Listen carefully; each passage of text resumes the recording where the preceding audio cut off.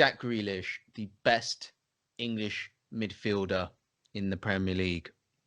Yeah, we should probably explain this was quite a difficult one to do because what we wanted to do is to compare him to his best rival. So that first of all, what we had to do is cut away a few players which were not similar enough. So let's say Jordan Henderson plays quite a different role, so he had to be dropped away. Sterling's too far forward. Mount and Ali probably haven't been good enough to be considered. So we felt the best person to compare him to was James Maddison. James Maddison. You know, I saw a video compilation of both their goals this season, and both of them have some absolute scorchers. Kind of got me excited about the England future. But for me, I had to choose Jack Grealish. I absolutely had to choose him, and I had two main reasons why. And the first one is because Aston Villa are in a rut. They are in the relegation zone, and they've been there all season. So Jack Grealish has a much tougher time in that Aston Villa side compared to Leicester City, where James Maddison, he has Vardy, he has Barnes, Chilwell, a lot of good players in his team. Perez as well. And Well, I'm pretty sure Tielemans, yeah. they do have an excellent squad. Yeah, and I'm pretty sure if you did a Aston Villa and Leicester City combined 11, you would have 10 Leicester City players and Jack Grealish, right? So the pressure is on. The pressure is absolutely on Jack Grealish every single week to perform, because that Aston Villa team, if he doesn't score or assist with McGinn, Aston Villa aren't winning a game. They really, really aren't winning a game. I do think there's two sides to that coin because it's not it wouldn't be the first time. As a matter of fact, it wouldn't be the 10th time. But there's a player or two who shine through a team who are really poor. I mean, didn't Scott Parker win the Player of the Season on the season West Ham got relegated? Yeah, do see these anomalies out there. And what I'm saying is not that it shouldn't be taken into consideration that he's playing for a worse team, so he's not getting as much of the ball. But it's also a point. There's a lot less pressure, and it's all on him. It all goes through him. He is the guy, and maybe he thrives on that. But I'm just voicing there is a flip side to that coin. And I don't know how you feel about James Maddison, but I sort of feel he plays the number 10 role, or he can drop back a little bit and play the possession game in central midfield. Brendan Rodgers uses him here and there for both positions, but I still feel that James Maddison can go a bit missing in certain games. I think he's a bit, if the opposition team decides to squeeze him out in the spaces in that number 10, or sit back a bit deeper and he has to play a possession game, he's less of a threat and he can go a bit missing. That's just what I feel. But for me, Jack Grealish, he is picking up that ball and he is attacking you for 90 minutes non-stop. He's so comfortable going left and right. Great change of pace. And what impresses me the most is his decision-making whilst dribbling under pressure. He sees the pressure, sees the pocket of space, sees the angle where to get out of, and he's still present of his other teammates. So I like Jack Grealish's style because he's always asking the question and creating space for other players. I think, the thing is, I actually really like Jack Grealish, but the reason why I think that Maddison just about tips it is I think Grealish, he is suffering from that phenomenon where he is the guy. He plays on the left for Aston Villa, but let's be honest, he's got a free role. He can go wherever he wants. And he does go everywhere. he goes anywhere, and I think he doesn't contribute that much defensively, and I think that also allows him. He doesn't have to be tactically aware of where he has to be. He literally does what he wants. So I think Maddison just tips it in kind of intelligence. I think tactically, he's part of a system. He knows what to do, where to go. Sometimes, yes, he gets squeezed out, but he also creates opportunities for other players. He's happy to kind of do the dirty work and to take players away. I think he's a better chance creator than Grealish as well. I don't know. both of them have 2.7 key passes per game. Yes, but I think even though Grealish has 6 assists to Maddison's 3, Ooh, thank you for making my point. Maddison has created one more clear-cut chance than Grealish.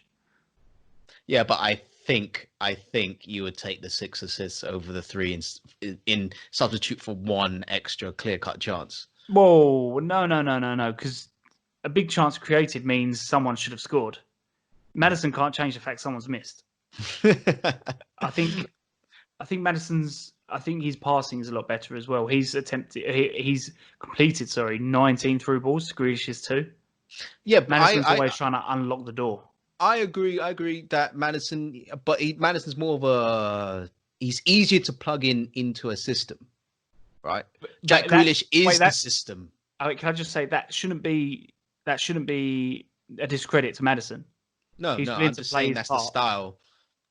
I think that looks worse on Grealish, because what that means is you can't ask Grealish to be part of a system. I mean, why hasn't he been picked up by a bigger team yet?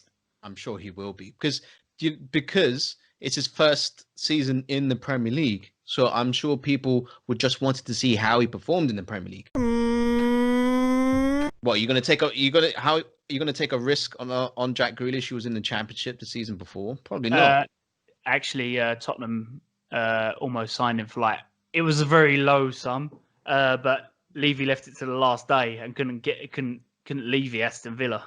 I think 25 million, something like that. There was arguing over a few million. And, but that's a lot of money to spend on a Championship player. That is a lot of money.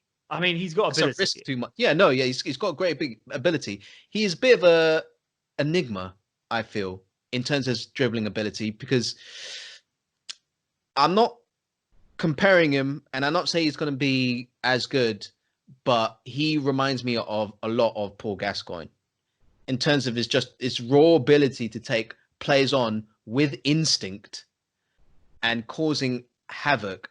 I think he's similar to that. I think Alex Oxlade-Chamberlain had that ability, but his decision making is just not on the same level. I actually disagree. So, firstly, I thought he was going to say Jack Wilshere there. No, rather than Gascoigne. I was going to be like, what?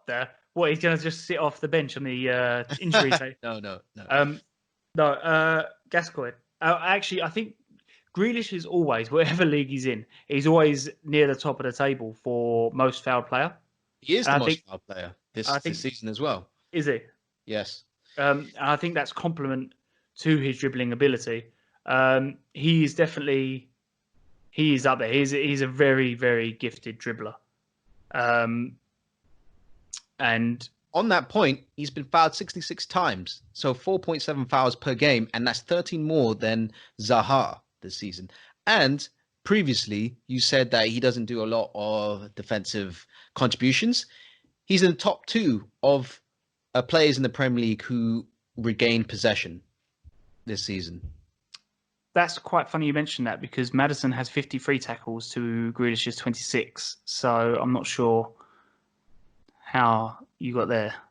I would say... Don't question my source. My source might have been me in a moustache. And interceptions, Grealish does beat Maddison by 5, but that's still...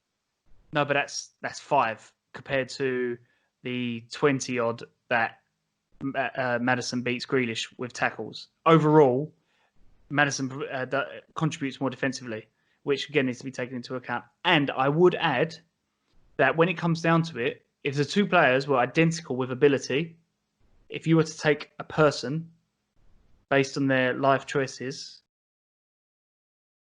Maddison, I can't argue. Maddison is a much better professional. I'm not going to do Grealish dirty. Everyone knows he's dirty laundry. But Maddison is a model professional. And I think any club, ability aside, any club would take Maddison. Maddison does have a better Barnet as well, because I don't know what I'm watching compilations and I'm like, hang on, who do you think's more handsome? Why are we asking this? I don't know, actually. They both kind of look a bit weird. Nah. Grealish wins that one. I'm happy to concede that one. He's a handsome guy. But Grealish, with that hairstyle, his game is based on running at 100%, right? He with that hair, as soon as he sprints 2 meters, that hair is like all over. He looks like Medusa. So like I don't know what his choice in but if it was a choice between the knee down, Jack Grealish would win. You know what? He does have some excellent calves, and he has no problem showing them off. He like knows this is my asset. This is where I go. Yeah.